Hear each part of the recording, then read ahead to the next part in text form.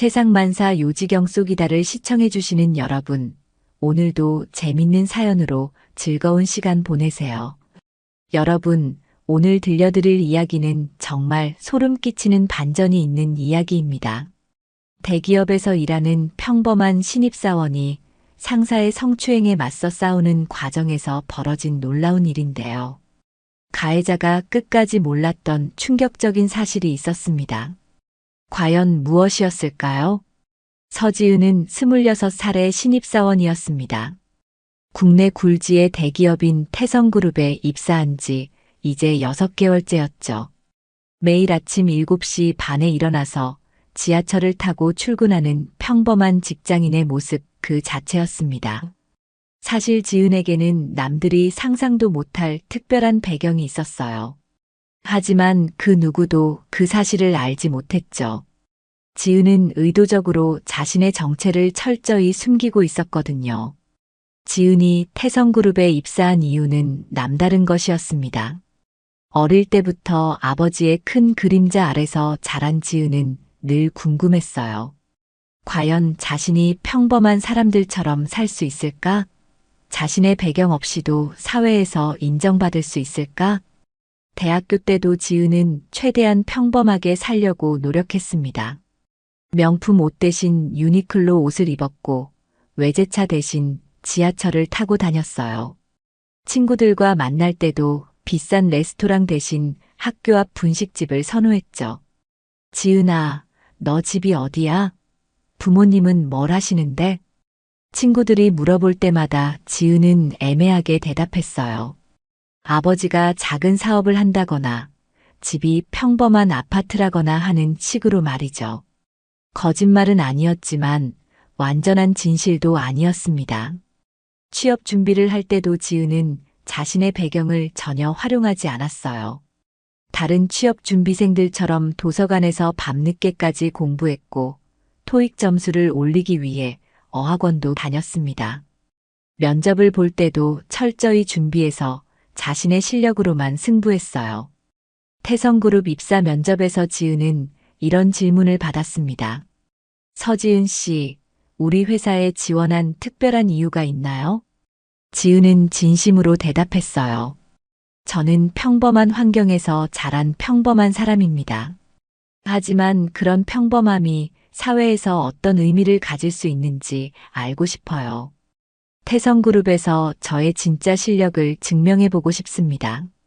면접관들은 지은의 솔직하고 진정성 있는 답변에 좋은 인상을 받았어요. 지은은 자신의 실력으로 당당히 합격했습니다. 입사 후 지은은 정말 평범한 신입사원의 삶을 살았어요. 회사 기숙사에서 생활하면서 룸메이트와 함께 라면을 끓여 먹고 월급날이 되면 통장 잔고를 확인하며 가계부를 쓰기도 했죠. 지은아, 너 정말 성실하다. 요즘 신입사원들 중에 이렇게 꼼꼼한 애가 있나? 동기인 최수진이 감탄하며 말했어요. 지은은 업무 일지를 매일 꼼꼼히 작성했고 선배들의 조언을 모두 메모해서 실천했거든요. 점심시간에는 회사 구내식당에서 동료들과 함께 식사했어요. 가끔 동기들이 비싼 레스토랑에 가자고 하면 지은은 부담스럽다고 정중히 거절했습니다. 미안해, 나는 아직 신입이라 돈 관리를 좀 해야 해서. 이런 지은의 모습에 동료들은 더욱 호감을 느꼈어요. 허세 부리지 않고 자신의 처지를 솔직하게 인정하는 모습이 오히려 매력적으로 보였거든요. 지은은 회사에서 정말 열심히 일했습니다. 맡은 업무는 완벽하게 처리했고 야근이 있을 때도 불평 없이 참여했어요. 주말에 회사 동호회 활동에도 적극적으로 참여하면서 선후배들과 좋은 관계를 유지했습니다. 하지만 지은에게는 항상 한 가지 걱정이 있었어요. 혹시 자신의 정체가 들통날까봐 하는 두려움이었죠. 특히 회사 내부 행사나 임원들이 참석하는 자리에서는 더욱 긴장했습니다. 지은아, 다음 주에 전 직원 워크숍이 있대. 회장님도 오신다는데 떨리지 않아? 동기 박민수가 말했을 때 지은은 순간 식은땀이 났어요. 아버지와 마주칠 위험이 있었거든요. 응, 좀 떨려. 처음 보는 거니까. 지은은 최대한 자연스럽게 대답했지만 속으로는 걱정이 많았어요. 다행히 그 워크숍에서는 아버지가 멀리서 인사만 하고 지나가서 별일 없이 넘어갔지만요. 지은의 하루 일과는 정말 평범했습니다. 아침에 일어나서 간단히 토스트와 커피로 아침을 먹고 지하철을 타고 출근했어요. 업무 시간에는 열심히 일하고 점심시간에는 동료들과 담소를 나누며 식사했습니다. 퇴근 후에는 가끔 동기들과 치킨을 먹거나 영화를 보러 가기도 했어요. 혼자 있을 때는 독서를 하거나 온라인 강의를 들으며 자기 개발에 시간을 투자했습니다. 주말에는 빨래와 청소를 하고 가끔 고향 친구들을 만나기도 했어요. 정말 평범한 20대 직장인의 모습이었죠. 그런 지은의 일상에 변화가 생긴 것은 입사 넉 달째 되던 때부터였습니다. 마케팅부로 부서 이동을 하게 된 것이었어요. 그리고 그곳에서 김상준 부장을 만나게 되었습니다. 처음 김상준을 봤을 때 지은은 별다른 느낌이 없었어요. 그냥 평범한 중년 남성 상사일 뿐이라고 생각했거든요. 하지만 시간이 지나면서 김상준의 시선이 자신에게 자주 머무른다는 것을 느끼기 시작했습니다. 서지은 대리, 새로 온 거 맞죠? 잘 적응하고 있어요? 김상준이 처음 지은에게 말을 걸었을 때는 정말 평범한 인사였어요. 지은도 정중하게 대답했습니다. 네, 부장님. 열심히 배우고 있습니다. 하지만 그 이후로 김상준의 관심이 점점 부담스러워지기 시작했어요. 다른 신입사원들에 비해 유독 지은에게만 자주 말을 걸고 필요 이상으로 관심을 보이기 시작한 것이었습니다. 김상준 부장은 45살의 중년 남성으로 태성그룹에서 15년간 근무한 베테랑이었습니다. 키가 180cm가 넘고 목소리가 큰 편이어서 존재감이 상당했죠. 마케팅부에서는 나름 인정받는 관리자였고 매년 좋은 성과를 올리고 있었어요. 하지만 김상준에게는 동료들이 쉽게 눈치채지 못하는 어두운 면이 있었습니다. 그는 오래전부터 여직원들에게 부적절한 관심을 보여왔어요. 특히 젊고 예쁜 여직원들을 대상으로 성적인 농담을 던지거나 불필요한 신체 접촉을 시도하는 일이 잦았습니다. 김상준의 첫 번째 타겟은 입사 3년 차인 경리부의 한미영 대리였어요.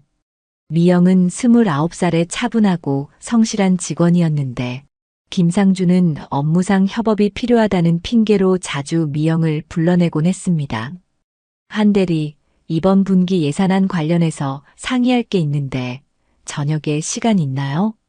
김상준이 미영에게 이런 식으로 접근했을 때 미영은 처음에는 정말 업무 관련 이야기인 줄 알았어요. 하지만 막상 만나보니 김상준의 의도는 전혀 달랐습니다. 한 대리는 남자친구 있어요? 이렇게 예쁜데 혼자 있으면 아깝잖아요.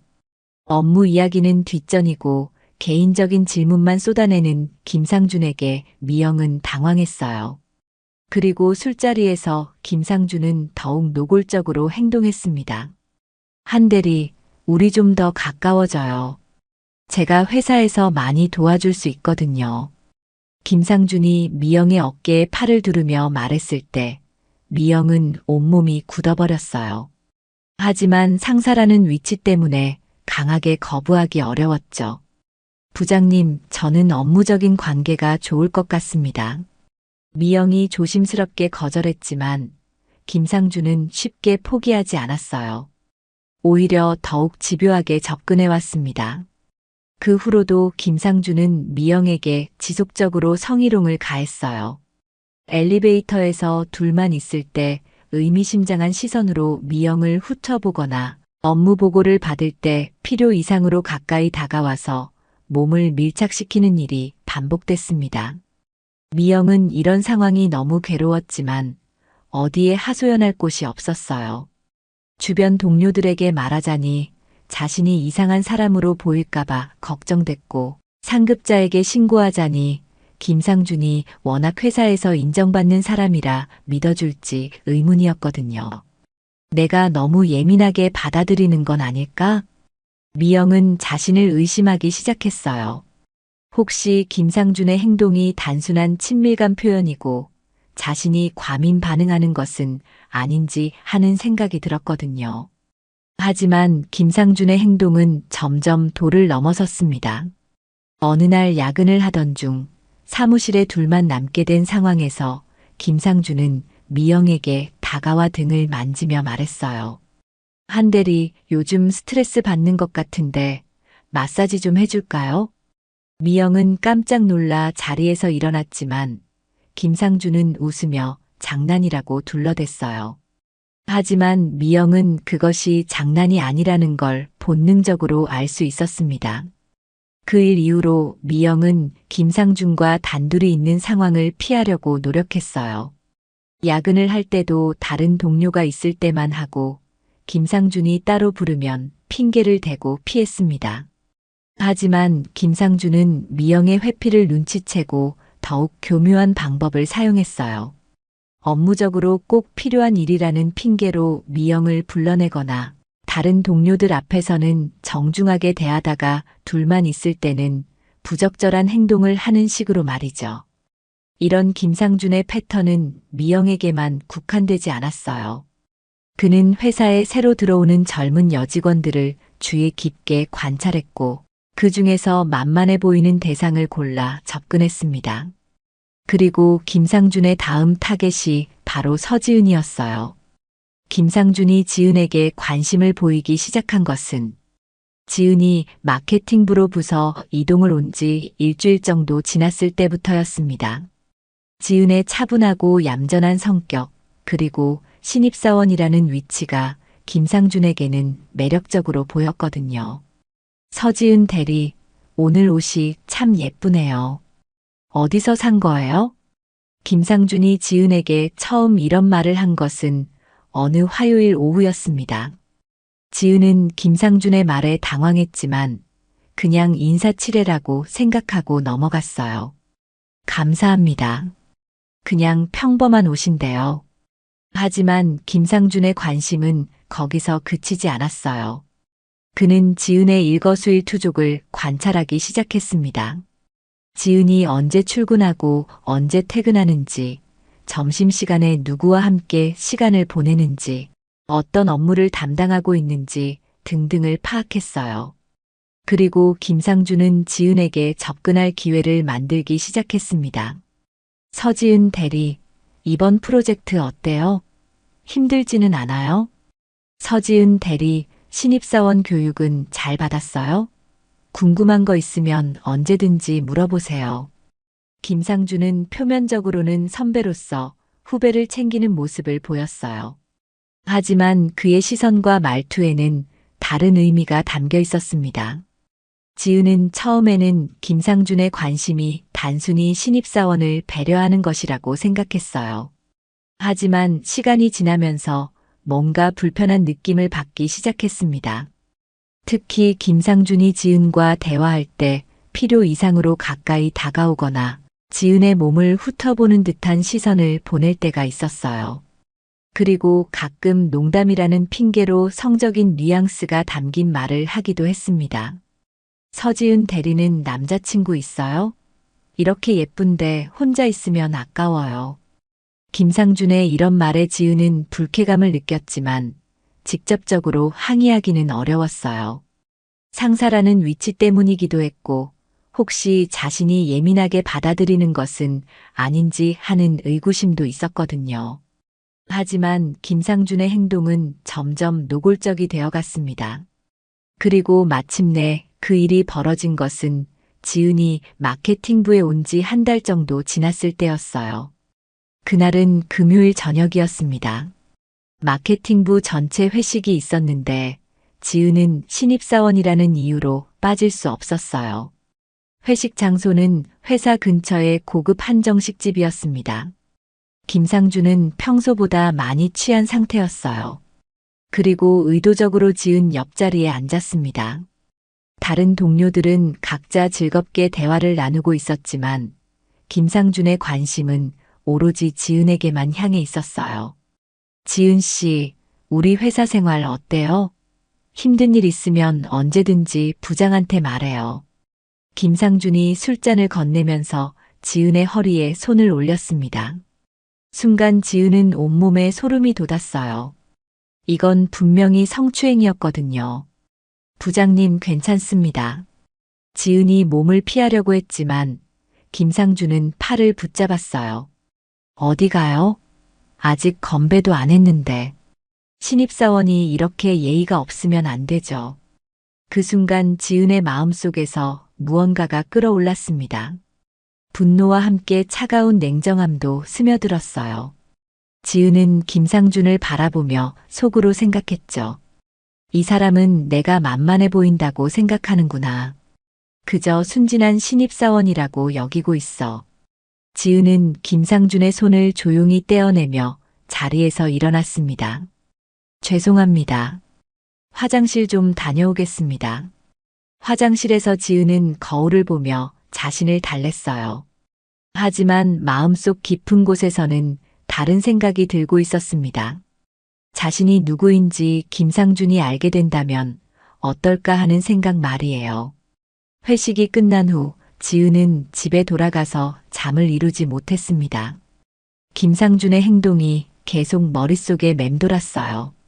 그리고 더 큰 문제는 이런 일이 또 벌어질 수도 있다는 것이었습니다. 월요일 아침 지은은 평소보다 일찍 출근했어요. 김상준과 마주치는 일을 최대한 피하고 싶었거든요. 하지만 불행히도 엘리베이터에서 김상준과 마주쳤습니다. 지은 씨, 일찍 나왔네요.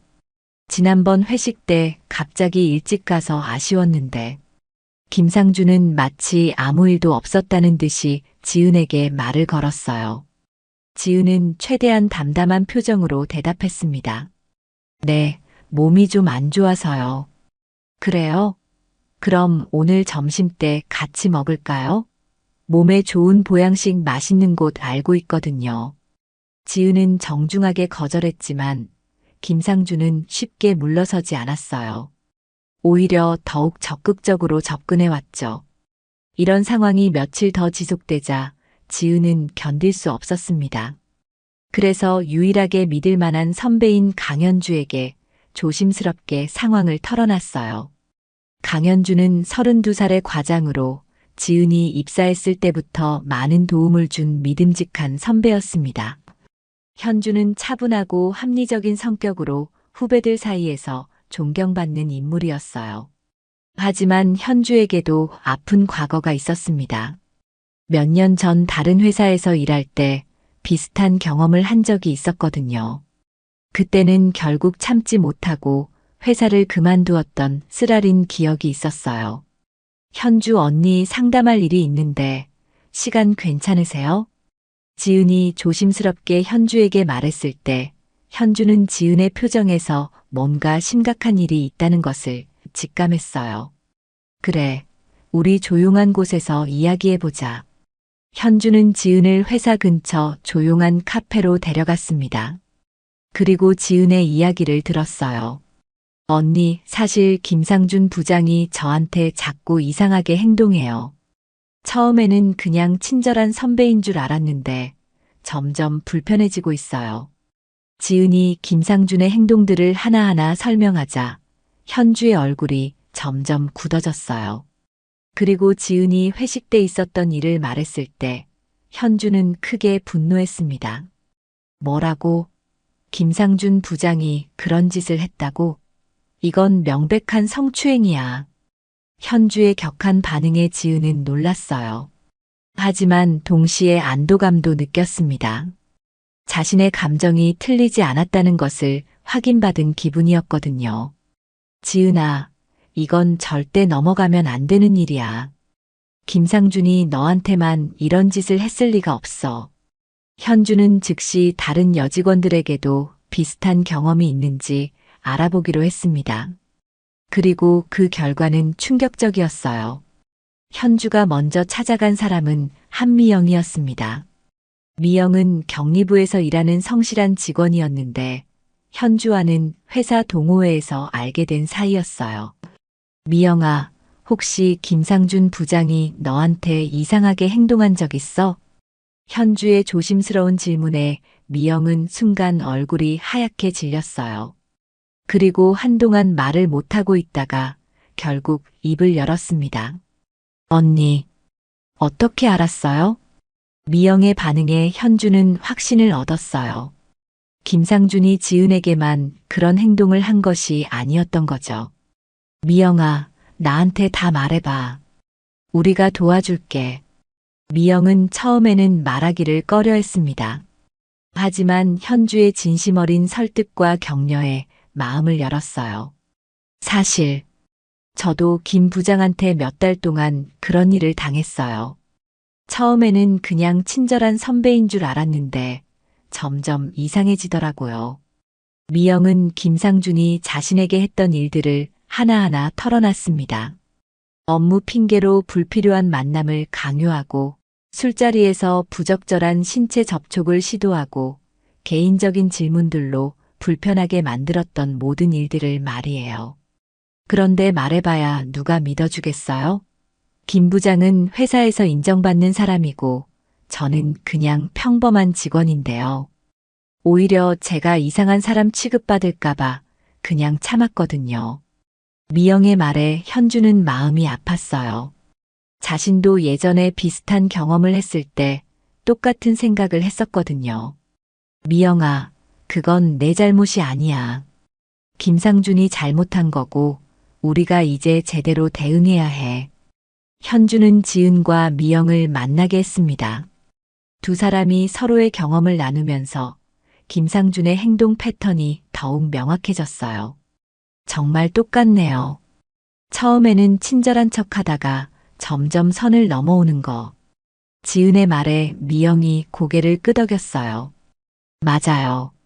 그리고 항상 둘만 있을 때 그런 짓을 해서 증거도 없고. 하지만 현주에게는 계획이 있었습니다. 법조계에서 일하는 대학 동기에게 조언을 구했던 거였어요. 성희롱이나 성추행 사건에서 가장 중요한 건 증거야. 그리고 여러 명의 일관된 증언도 중요하고. 현주는 지은과 미영에게 김상준과의 대화를 녹음하라고 조언했습니다. 그리고 가능하면 목격자가 있는 상황을 만들어 보라고도 했어요. 우리가 참고만 있으면 김상준은 계속 이런 짓을 할 거야. 다른 후배들도 피해를 볼 수 있어. 이번에 확실하게 처리해야 해. 세 사람은 함께 이 문제를 공식적으로 제기하기로 결심했습니다. 하지만 그 과정이 순탄하지만은 않을 것이라는 것도 알고 있었어요. 현주와 지은, 미영은 함께 인사팀을 찾아갔습니다. 인사팀장인 박동민 상무는 50대 중반의 베테랑 임원으로 회사에서 20년 이상 근무한 사람이었어요. 그는 온화한 성격으로 직원들 사이에서 나름 신뢰를 받고 있었습니다. 하지만 박동민에게도 고민이 있었어요. 김상준과는 10년 이상 함께 일해온 동료였고 개인적으로도 꽤 친한 사이였거든요. 두 사람은 종종 함께 골프를 치기도 했고 가족 모임에서도 만나곤 했습니다. 상무님, 저희가 심각한 문제로 상담을 요청드리려고 합니다. 현주가 대표로 말문을 열었을 때 박동민은 세 사람의 진지한 표정을 보고 어떤 일인지 짐작했어요. 하지만 직접 듣기 전까지는 확신할 수 없었죠. 그래요, 무슨 일인지 말해보세요. 현주가 김상준의 성추행 문제를 설명하기 시작했을 때 박동민의 얼굴에는 복잡한 감정이 스쳐 지나갔어요. 놀라움, 당황함, 그리고 어떤 불편함까지 말이죠. 상무님, 저희가 이런 말씀을 드리기가 쉽지 않지만 김상준 부장의 성추행 문제가 심각합니다. 지은과 미영이 각자의 경험을 구체적으로 증언했을 때 박동민은 점점 난처한 표정을 지었어요. 한편으로는 이런 일이 정말 있었다면 큰 문제라는 것을 알고 있었지만 다른 한편으로는 오랫동안 함께 일해온 김상준을 쉽게 의심하기 어려웠거든요. 이런 일이 있었다고 하니 참 안타깝네요. 박동민의 첫 반응은 미온적이었어요. 그는 잠시 생각에 잠겼다가 이렇게 말했습니다. 하지만 김상준 부장도 우리 회사의 중요한 인재거든요. 그리고 제가 알기로는 평소에도 후배들을 잘 챙기는 편이고, 혹시 오해가 있었던 건 아닐까요? 박동민의 반응에 세 사람은 당황했습니다. 명백한 성추행 사실을 말했는데도 오해라고 표현하다니요. 상무님, 이건 오해가 아닙니다. 분명한 성추행이에요. 지은이 목소리를 높였지만 박동민은 여전히 미온적인 반응을 보였어요. 사실 박동민의 마음속에는 여러 가지 복잡한 생각이 있었습니다. 만약 이 문제가 크게 불거진다면 회사 이미지에도 악영향을 미칠 수 있었어요. 그리고 김상준은 마케팅부의 핵심 인력이었기 때문에 함부로 처리하기도 어려웠습니다. 또한 박동민은 과거에도 비슷한 사건들을 조용히 처리해온 경험이 있었어요. 대부분의 경우 당사자들끼리 조용히 합의하는 선에서 마무리되곤 했거든요. 일단 김상준 부장을 불러서 해명을 들어보겠습니다. 그리고 여러분도 좀 더 신중하게 생각해 보시기 바랍니다. 이런 문제는 한번 불거지면 돌이킬 수 없거든요. 박동민의 말에서 세 사람은 불안함을 느꼈어요. 마치 피해자인 자신들에게 조심하라고 경고하는 것 같았거든요. 다음 날 박동민은 김상준을 따로 불러서 이야기를 나눴습니다. 김상준은 박동민의 전화를 받고 무슨 일인지 궁금해했어요. 동민 형, 무슨 일로 부르셨어요? 김상준과 박동민은 사적으로도 가까운 사이였기 때문에 평소에는 편하게 대화했습니다. 상준아, 좀 심각한 이야기가 있어서 불렀어. 앉아봐. 박동민이 심각한 표정을 지으자 김상준도 긴장하기 시작했어요. 혹시 내가 여직원들한테 부적절한 행동을 한 적이 있어? 박동민의 직접적인 질문에 김상준은 순간 당황했습니다. 하지만 곧 진정하고 강하게 부인했어요. 형, 그게 무슨 말이에요? 제가 언제 그런 짓을 했다고 그러는 거예요? 김상준은 억울하다는 표정을 지으며 목소리를 높였어요. 서지은이랑 한미영이 형한테 뭐라고 했는지는 모르겠지만 그건 정말 말도 안 되는 소리예요. 저는 그냥 후배들을 챙겨주려고 했을 뿐이에요. 김상준은 15년간 회사에서 쌓은 신뢰를 바탕으로 자신의 무고함을 주장했습니다. 형도 아시잖아요. 제가 평소에 어떤 사람인지. 저는 항상 공사를 구분해서 일해왔어요. 요즘 젊은 애들이 너무 예민한 것 같아요. 김상준은 능숙하게 상황을 자신에게 유리하게 돌렸어요. 그리고 오히려 여직원들이 자신을 모함하고 있다는 식으로 몰아갔습니다. 제 생각에는 그 애들이 뭔가 오해를 한 것 같아요. 아니면 다른 의도가 있는 건 아닐까요? 요즘 성희롱이니 뭐니 해서 남자들 곤란하게 만드는 경우가 많다고 하던데. 박동민은 김상준의 말을 듣고 더욱 혼란스러워했어요. 한편으로는 여직원들의 진지한 증언이 있었지만 다른 한편으로는 오랫동안 함께 일해온 김상준의 말도 무시할 수 없었거든요. 상준아, 그래도 조심해야 해. 요즘 이런 문제에 대해서 사회적으로 민감하니까. 알겠어요, 형. 앞으로 더 조심하겠어요. 그런데 이 문제 크게 만들지 말고 조용히 처리해 주세요. 괜한 오해로 회사에 피해가 가면 안 되잖아요. 김상준의 부탁에 박동민은 고개를 끄덕였어요. 그도 이 문제가 크게 불거지는 것을 원하지 않았거든요. 결국 박동민은 세 사람을 다시 불러서 이렇게 말했습니다.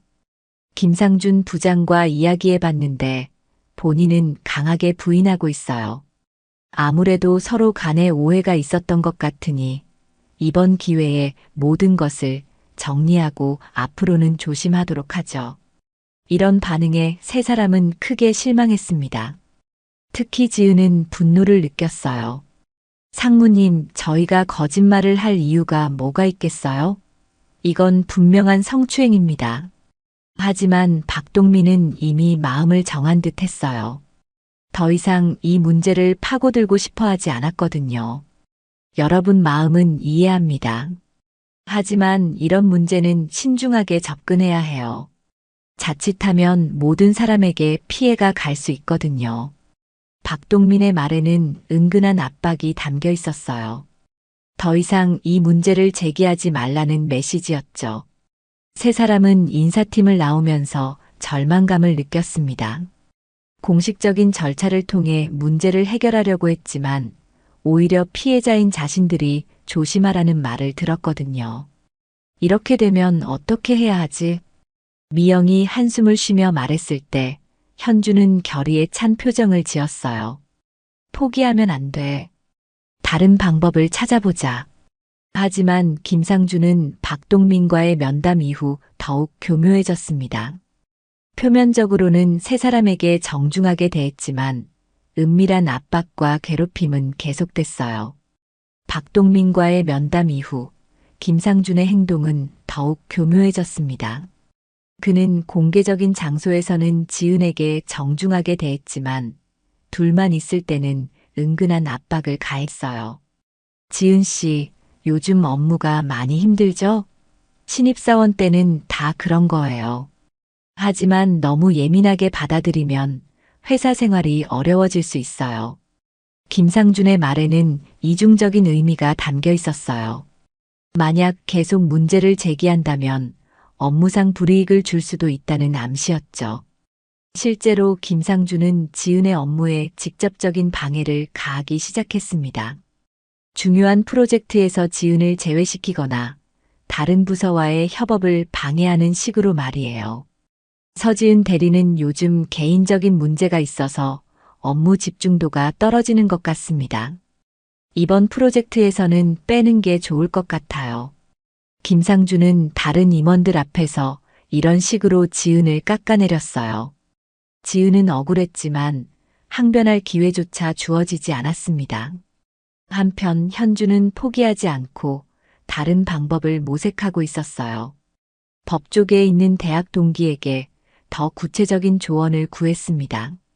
현주야, 이런 사건에서 가장 중요한 건 객관적인 증거야. 녹음, 녹화, 문자 메시지, 이메일 등 무엇이든 좋으니까 증거를 수집해야 해. 동기의 조언에 따라 현주는 지은과 미영에게 김상준과의 모든 대화를 녹음하라고 했어요.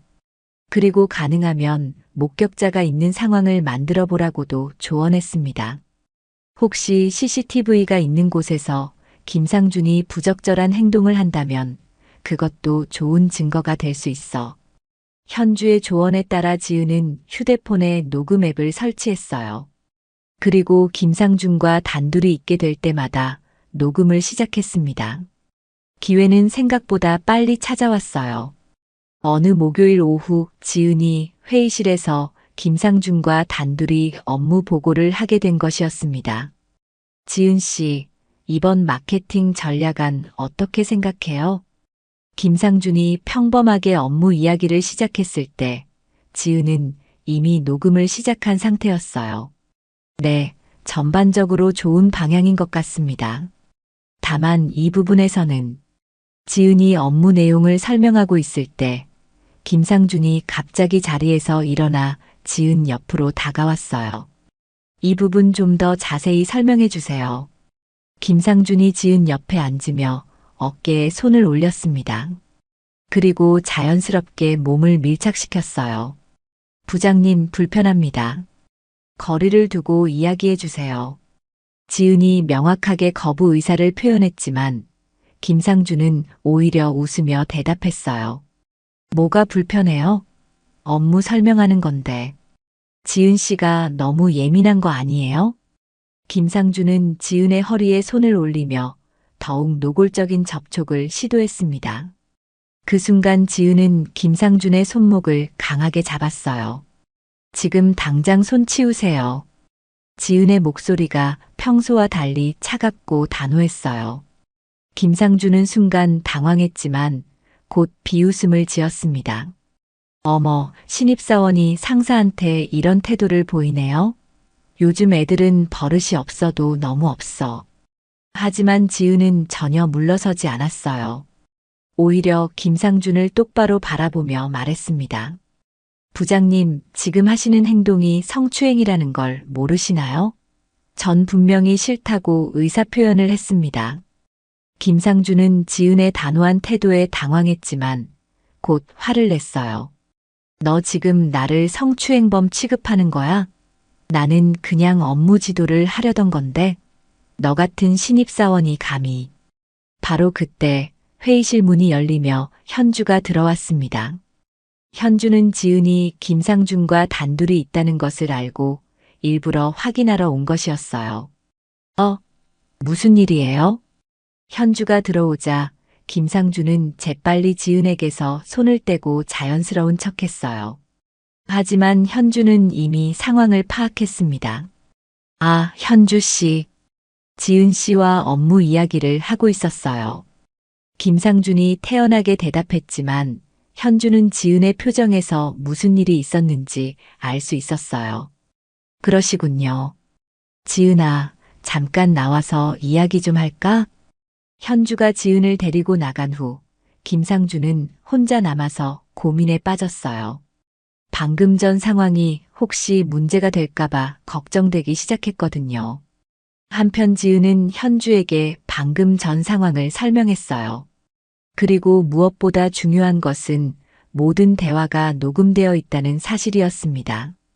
언니, 다 녹음했어요. 김상준 부장이 저한테 성추행을 시도하는 것과 제가 거부하는 것, 그리고 부장이 화내는 것까지 다 들어있어요. 현주는 녹음 파일을 들어보고 크게 기뻐했어요. 이제 김상준의 성추행을 입증할 결정적인 증거가 생긴 것이었습니다. 지은아, 이제 우리한테 확실한 증거가 있어. 그런데 혹시 그 회의실에 CCTV가 있지 않을까? 현주의 말에 지은도 눈이 반짝였어요. 만약 영상까지 있다면 더욱 확실한 증거가 될 것이었습니다. 며칠 후 현주는 보안팀장과의 개인적인 친분을 활용해서 회의실 CCTV 영상을 확보했습니다. 보안팀장은 현주의 대학 선배였는데 사정을 설명하자 적극적으로 도와주었어요. 현주야, 이건 정말 심각한 문제네. 이 영상을 보니까 명백한 성추행이야. CCTV 영상에는 김상준이 지은에게 부적절한 접촉을 시도하는 장면이 선명하게 담겨 있었어요.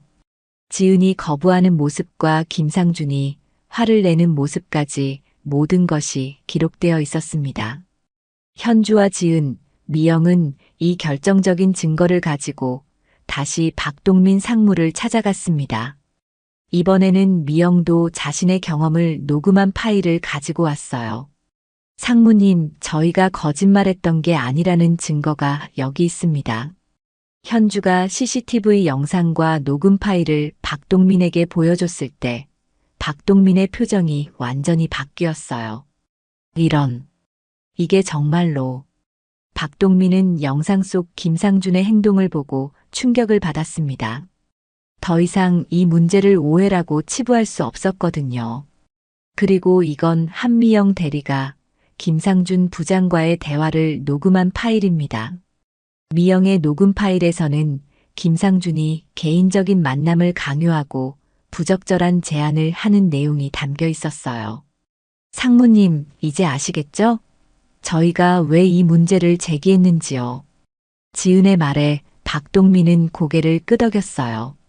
확실한 증거 앞에서는 더 이상 김상준을 감쌀 수 없었습니다. 알겠습니다. 이 문제를 철저히 조사하겠습니다. 김상준 부장을 즉시 조사위원회에 회부하고 필요하다면 징계 절차를 진행하겠어요. 박동민의 태도가 완전히 바뀌었습니다. 하지만 김상준도 가만히 있지는 않을 것이었어요. 김상준은 조사위원회 회부 소식을 듣고 크게 당황했습니다. 하지만 그는 곧 냉정을 되찾고 자신만의 방식으로 반격에 나섰어요. 15년간 회사에서 쌓은 인맥과 영향력을 총동원할 때가 온 것이었습니다. 김상준의 첫 번째 전략은 지은을 사회적으로 고립시키는 것이었어요. 그는 회사 내 자신과 가까운 몇몇 남자 직원들을 통해 악의적인 소문을 퍼뜨리기 시작했습니다. 야, 너희도 조심해. 요즘 여직원들이 성추행이라고 모함하는 경우가 많다더라. 서지은 그 애도 그런 것 같아. 김상준과 가까운 과장급 직원인 이성호가 다른 남자 직원들에게 이런 말을 퍼뜨렸어요. 이성호는 김상준과 10년 넘게 함께 일한 사이로 김상준을 무조건 믿고 따르는 사람이었습니다. 진짜? 서지은이 그런 애였어? 보기엔 순해 보였는데. 그러게 말이야. 요즘 여자들이 무서워. 괜히 친절하게 대했다가 성추행범 되는 거 아니야? 이런 소문들이 회사 내에서 퍼지기 시작했어요. 특히 남자 직원들 사이에서는 지은을 의심스럽게 바라보는 시선이 늘어났습니다. 김상준은 여기서 그치지 않았어요. 그는 지은의 업무에도 직접적인 방해를 가했습니다. 지은이 담당하던 중요한 프로젝트에서 갑자기 배제시키거나 다른 부서와의 협업을 막는 식으로 압박을 가했어요. 서지은 대리는 개인적인 문제로 업무에 집중하지 못하고 있어요. 이번 프로젝트는 다른 사람이 맡는 게 좋겠습니다. 김상준이 팀 회의에서 이런 말을 했을 때 지은은 억울함을 느꼈지만 반박하기 어려웠어요. 이미 회사 내 분위기가 자신에게 불리하게 돌아가고 있었거든요. 더욱 심각한 것은 김상준이 지은의 과거까지 캐내려고 시도했다는 것이었어요. 그는 지은의 대학 동기들에게 연락해서 지은에 대한 안 좋은 소문을 만들어내려고 했습니다. 안녕하세요. 저는 서지은 씨와 같은 회사에서 일하는 김상준이라고 합니다. 지은 씨가 요즘 회사에서 좀 문제를 일으키고 있어서요. 혹시 대학 때 지은 씨가 어떤 성격이었는지 알 수 있을까요? 김상준의 전화를 받은 지은의 대학 동기들은 대부분 이상하게 생각했어요. 그리고 지은에게 이런 전화가 왔다는 것을 알려주었습니다. 지은아, 너희 회사 김상준이라는 사람이 나한테 전화해서 너에 대해 이상한 질문을 하더라. 무슨 일이야? 친구의 전화를 받은 지은은 김상준의 악랄함에 경악했습니다. 단순한 성추행 은폐를 넘어서 자신의 인생을 파괴하려고 시도하고 있었거든요. 고마워, 민지야. 나한테 그런 전화 오면 절대 대답하지 마. 지은은 친구들에게 상황을 설명하고 협조를 구했어요. 다행히 지은의 친구들은 모두 지은의 편을 들어주었습니다. 한편 회사 내에서 지은을 바라보는 시선은 점점 차가워졌어요. 복도에서 마주치는 동료들이 수군거리는 소리가 들렸고 점심시간에 혼자 앉아 있는 일이 잦아졌습니다. 저 애가 김상준 부장을 성추행으로 고발했다던데? 진짜? 김 부장이 그런 사람인가? 평소에 괜찮아 보였는데 요즘 여자들이 뭔가 좀 그렇잖아. 별일 아닌 걸로 성추행이라고 하고. 이런 소근거림들이 지은의 귀에 들릴 때마다 지은은 마음이 아팠어요.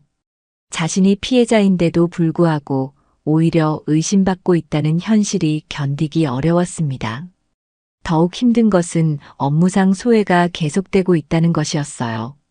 중요한 회의에서 제외되고 새로운 프로젝트 배정에서도 빠지게 되면서 지은은 점점 회사에서 설 자리를 잃어가고 있었습니다. 지은아, 괜찮아? 현주가 걱정스럽게 물었을 때 지은은 괜찮다고 대답했지만 속으로는 큰 상처를 받고 있었어요. 언니, 저 정말 잘못한 게 없는데 왜 이렇게 되는 거죠? 지은의 목소리에 눈물이 맺혔어요. 정의를 위해 싸우기로 했는데 오히려 자신이 더 큰 피해를 보고 있다는 현실이 버거웠거든요. 그런 중에도 조사위원회의 조사는 진행되고 있었어요. 하지만 김상준은 조사위원회에서도 끝까지 부인했습니다. 저는 단순히 업무 지도를 한 것뿐입니다. 요즘 젊은 직원들이 너무 예민하게 받아들이는 것 같아요.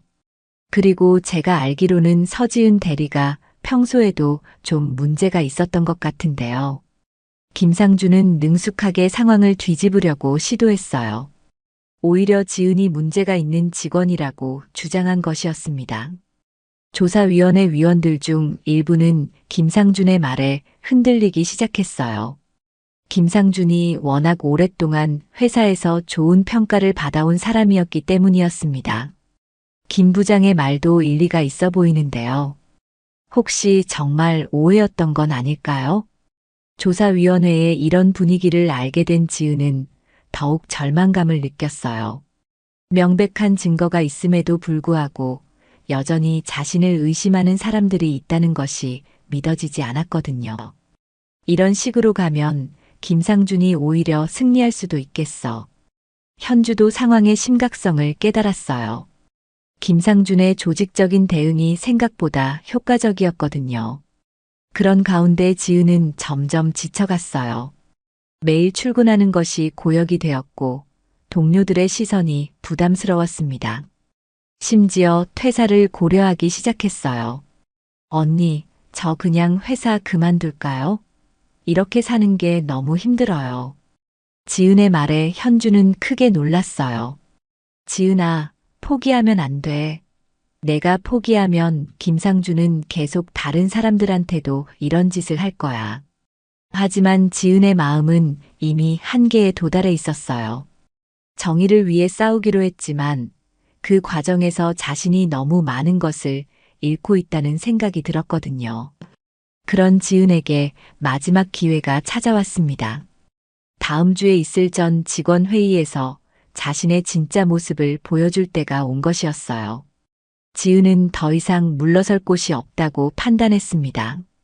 김상준의 악의적인 공작으로 인해 회사 생활이 거의 불가능한 상황에 이르렀고 조사위원회마저 흔들리고 있었거든요.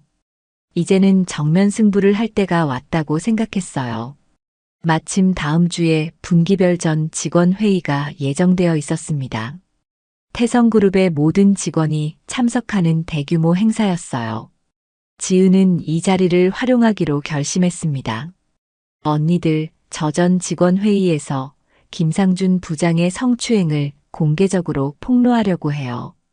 현주와 미영은 깜짝 놀랐어요. 그런 중대한 자리에서 공개적으로 문제를 제기한다는 것은 엄청난 용기가 필요한 일이었거든요. 지은아, 그건 너무 위험해. 자칫하면 너만 더 큰 손해를 볼 수도 있어. 현주가 걱정스럽게 말했지만 지은의 의지는 확고했습니다. 언니, 전 이미 잃을 게 없어요. 지금 이 상황에서 침묵한다면 김상준은 계속 다른 사람들한테도 이런 짓을 할 거예요. 그리고 저처럼 고통받는 사람들이 더 늘어날 거고요. 지은의 결연한 모습에 현주와 미영도 마음을 굳혔어요. 함께 끝까지 싸우기로 한 것이었습니다. 지은은 전 직원 회의에서 발표할 내용을 치밀하게 준비했습니다. 김상준의 성추행 증거 자료들을 정리하고 다른 피해자들의 증언도 수집했어요. 그리고 무엇보다 자신의 마음가짐을 단단히 다졌습니다. 드디어 전 직원 회의 당일이 되었습니다. 태성그룹 본사의 대강당에는 200여 명의 직원들이 모여 있었어요. 임원들도 모두 참석했고 김상준도 당연히 자리에 있었습니다. 회의는 평소와 같이 진행되었어요. 각 부서의 실적 발표와 향후 계획 소개가 이어졌습니다. 김상준도 마케팅부 대표로 발표를 했는데 여전히 자신만만한 모습이었어요. 하지만 김상준은 지은이 무슨 계획을 세우고 있는지 전혀 모르고 있었어요. 그는 여전히 자신이 상황을 통제하고 있다고 생각했습니다. 회의가 거의 끝날 무렵 지은이 손을 들고 발언권을 요청했어요. 사회자는 당황했지만 지은의 간절한 눈빛을 보고 발언 기회를 주었습니다. 안녕하세요. 마케팅팀 서지은입니다. 지은이 마이크 앞에 서자 강당이 조용해졌어요. 모든 사람들의 시선이 지은에게 집중되었습니다.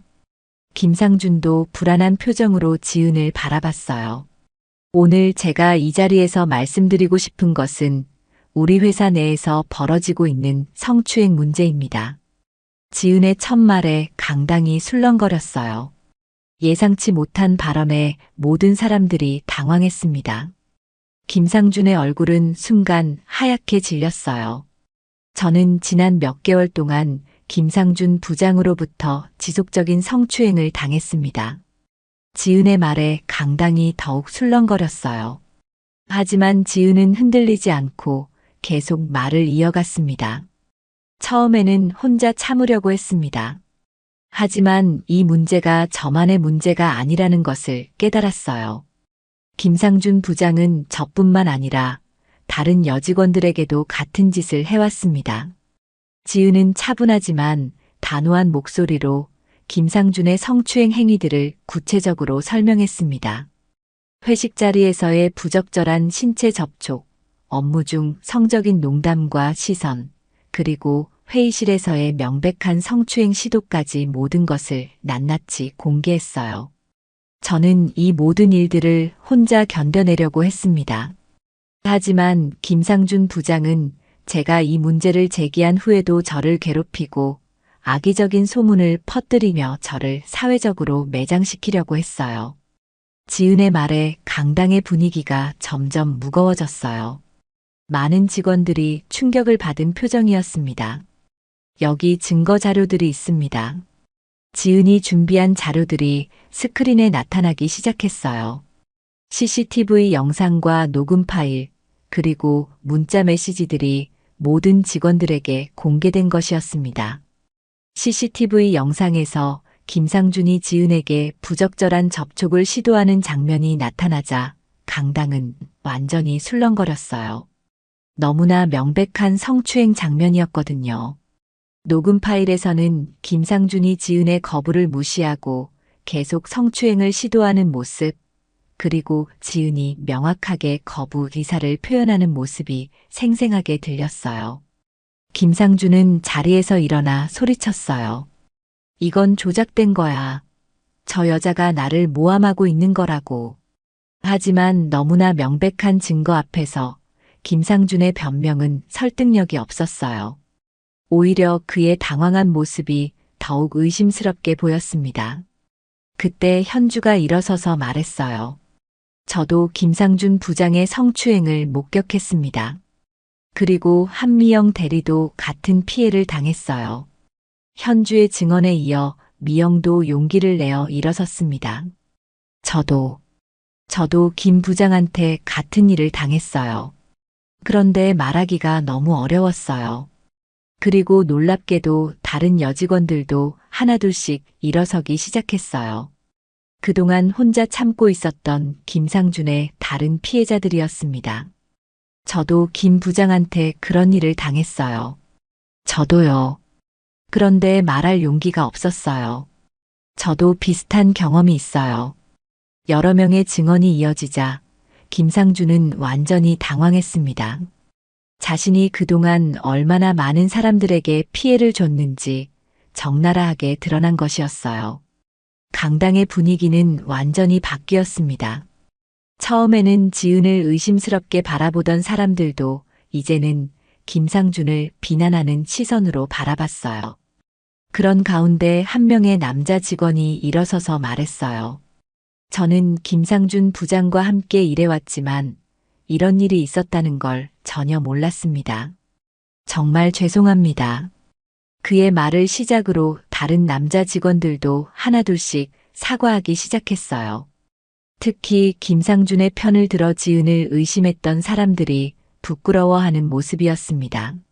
지은은 마지막으로 이렇게 말했습니다. 저는 단순히 김상준 부장 개인을 처벌하려는 것이 아닙니다. 우리 회사가 모든 직원들이 안전하게 일할 수 있는 곳이 되기를 바랄 뿐이에요. 더 이상 성추행과 직장 내 괴롭힘이 용인되지 않는 건강한 조직 문화를 만들어 가야 합니다. 지은의 발언이 끝나자 강당에서는 박수가 터져 나왔어요. 지은의 용기 있는 행동에 감동받은 직원들의 진심 어린 박수였습니다. 김상준은 완전히 위축된 채로 자리에 앉아 있었어요. 이제 더 이상 변명할 여지가 없었습니다. 그의 15년 직장 생활이 하루아침에 무너지는 순간이었어요. 전 직원 회의에서의 폭로 이후 태성그룹 전체가 발칵 뒤집혔습니다. 김상준의 성추행 문제가 공개적으로 드러나면서 더 이상 은폐할 수 없게 된 것이었어요. 회사 내외부에서 이 사건에 대한 관심이 폭발적으로 증가했습니다. 하지만 김상준은 여전히 포기하지 않았어요. 그는 자신의 마지막 카드를 꺼내들었습니다. 회사 내 고위 간부들과의 오랜 인맥을 이용해서 이 사건을 무마시키려고 한 것이었어요. 이 정도 일로 이렇게 큰 소동을 벌일 필요가 있습니까? 회사 이미지에도 좋지 않고 서로 조금씩 양보하면 해결될 문제 아닙니까?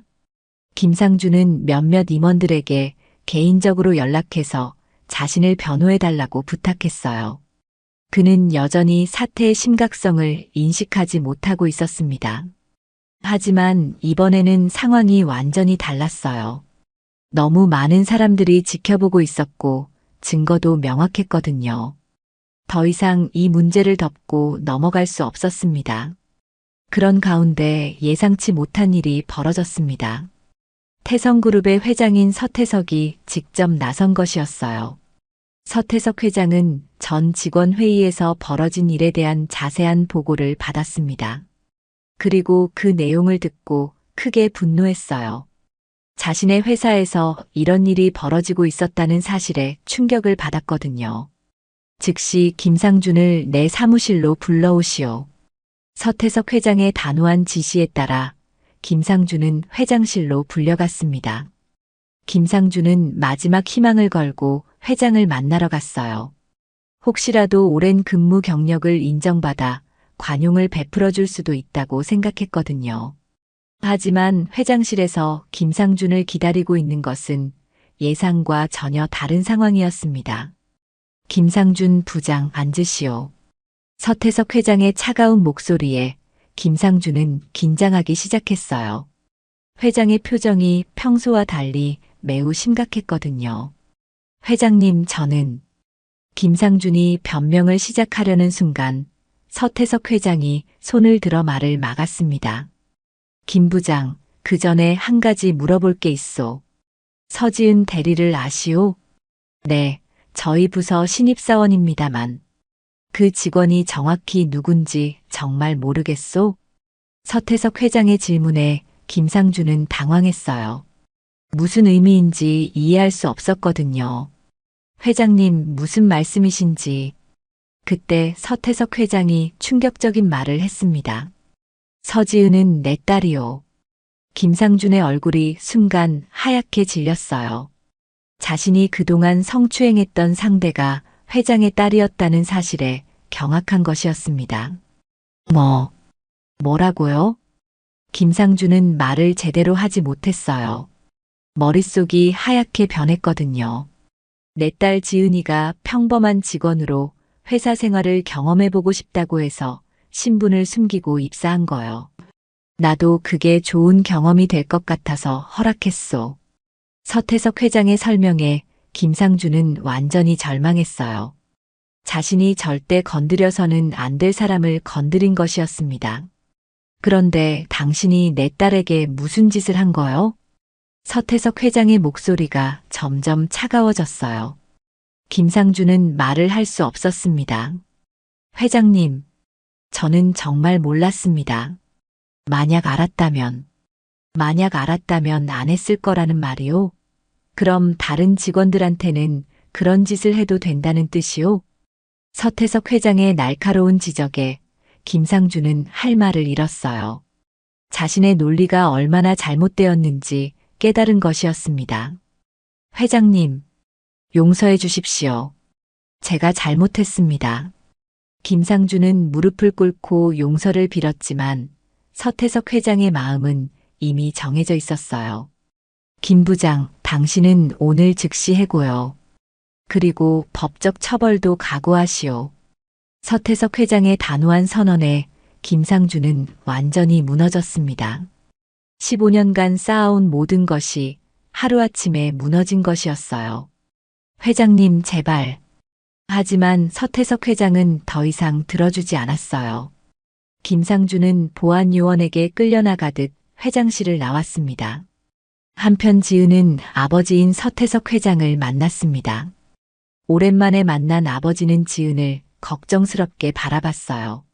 지은아, 많이 힘들었구나. 아버지, 저는 제 힘으로 이 문제를 해결하고 싶었어요. 지은은 아버지에게 감사의 마음을 표했지만 동시에 아쉬움도 있었어요. 자신의 정체가 밝혀지면서 승부가 끝난 것 같았거든요. 지은아, 너는 이미 충분히 용감했다. 내가 먼저 나서서 싸웠기 때문에 정의가 실현될 수 있었던 거야. 서태석 회장은 딸의 용기를 자랑스러워했습니다. 지은이 자신의 지위를 이용하지 않고 끝까지 스스로 싸운 것을 높이 평가했어요. 그리고 지은아, 내가 회장의 딸이라는 것이 중요한 게 아니야. 내가 한 명의 소중한 사람이고 존중받아야 할 직원이라는 것이 중요한 거지. 아버지의 말에 지은은 큰 위로를 받았어요. 자신이 싸운 것이 헛되지 않았다는 것을 확인받은 기분이었습니다. 김상준은 결국 성추행과 직장 내 괴롭힘 혐의로 해고당했고 민형사상 처벌도 받게 되었습니다. 그리고 그의 사건은 회사 전체에 큰 변화를 가져왔어요. 태성그룹은 직장 내 성희롱 방지를 위한 새로운 정책들을 도입했습니다. 독립적인 신고 체계를 구축하고 피해자 보호 프로그램을 강화했어요. 그리고 모든 직원들을 대상으로 한 성희롱 예방 교육도 의무화했습니다. 지은은 여전히 평범한 직원으로 회사 생활을 계속했어요.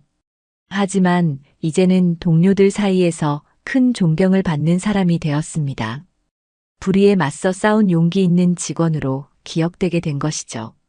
특히 여직원들 사이에서 지은은 영웅 같은 존재가 되었어요.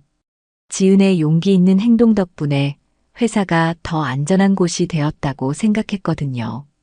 지은 언니, 정말 고마워요. 언니 덕분에 우리가 더 당당하게 일할 수 있게 됐어요. 후배 직원들의 감사 인사에 지은은 뿌듯함을 느꼈어요. 자신이 겪은 고통이 헛되지 않았다는 것을 알 수 있었거든요. 김상준은 마지막까지도 진정한 반성을 하지 못했습니다. 그는 자신이 회장의 딸을 건드렸기 때문에 처벌받은 것이라고 생각했어요. 자신의 행동 자체가 잘못되었다는 것을 끝까지 깨닫지 못한 것이었습니다. 하지만 이 사건은 많은 사람들에게 큰 교훈을 주었습니다. 진정한 용기란 자신의 지위나 배경에 의존하는 것이 아니라 옳은 일을 위해 스스로 나서는 것이라는 깨달음을 준 것이죠. 그리고 무엇보다 중요한 것은 지은의 사건을 통해 회사 내 모든 직원들이 성희롱과 성추행에 대해 경각심을 갖게 되었다는 점이었어요. 더 이상 별일 아니다. 예민하게 받아들이는 것 같다는 식의 반응은 용납되지 않게 되었습니다. 현주와 미영도 지은과 함께 싸운 것을 자랑스러워했어요. 특히 미영은 지은의 용기에 감화되어 자신도 변화했습니다. 지은아, 내 덕분에 나도 용기를 낼 수 있었어. 혼자였다면 평생 참고 살았을 거야. 미영의 말에 지은은 따뜻한 미소를 지었어요. 자신의 행동이 다른 사람들에게도 힘이 되었다는 것을 알 수 있었거든요. 몇 달 후 지은은 여전히 태성그룹에서 열심히 일하고 있었습니다. 그녀는 더 이상 자신의 정체를 숨길 필요가 없었지만 여전히 평범한 직원으로서 최선을 다하고 있었어요. 어느 날 새로 입사한 여자 신입사원이 지은을 찾아왔습니다. 선배님, 입사 오리엔테이션에서 선배님 이야기를 들었어요. 정말 대단하시다고 생각해요. 고마워.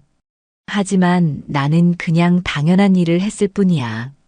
너도 만약 그런 일을 당하게 되면 절대 혼자 참지 말고 도움을 요청해. 지은의 조언에 신입사원은 고개를 끄덕였어요. 그리고 지은을 바라보는 눈빛에는 존경과 신뢰가 가득했습니다. 태성그룹은 이 사건 이후 업계에서 성희롱 방지 모범 기업으로 인정받게 되었어요. 다른 회사들도 태성그룹의 사례를 벤치마킹하기 시작했고 사회 전반에 긍정적인 변화를 가져오는데 기여했습니다. 지은의 아버지인 서태석 회장도 이 사건을 계기로 더욱 건전한 기업 문화 조성에 힘썼어요. 그는 딸의 용기를 통해 진정한 리더십이 무엇인지 다시 한번 깨달았거든요.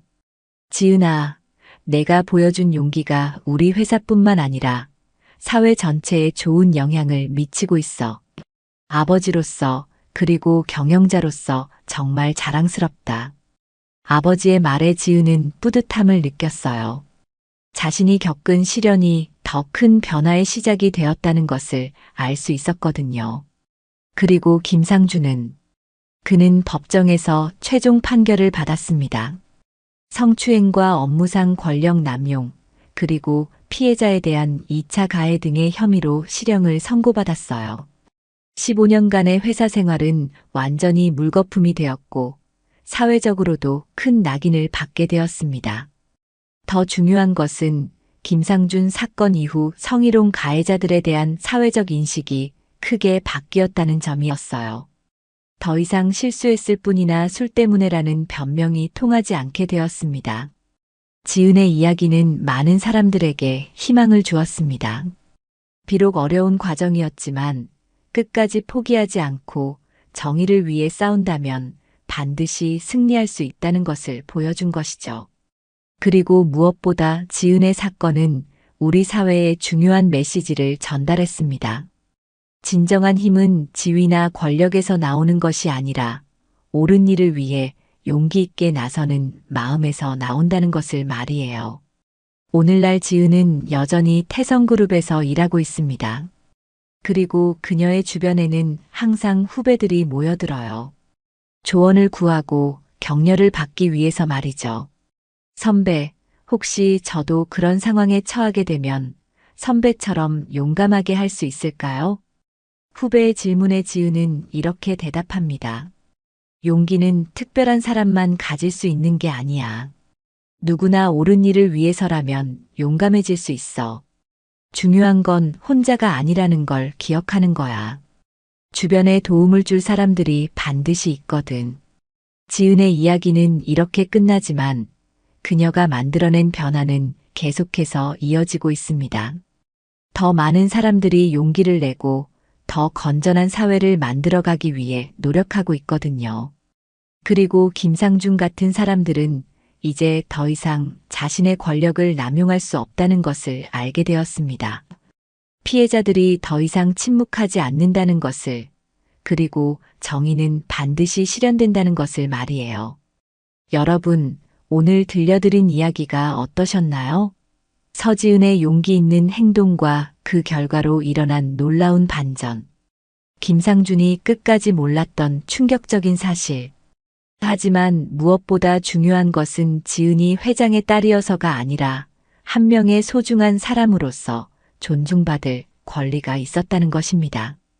이 이야기가 여러분께도 용기와 희망을 드릴 수 있기를 바랍니다.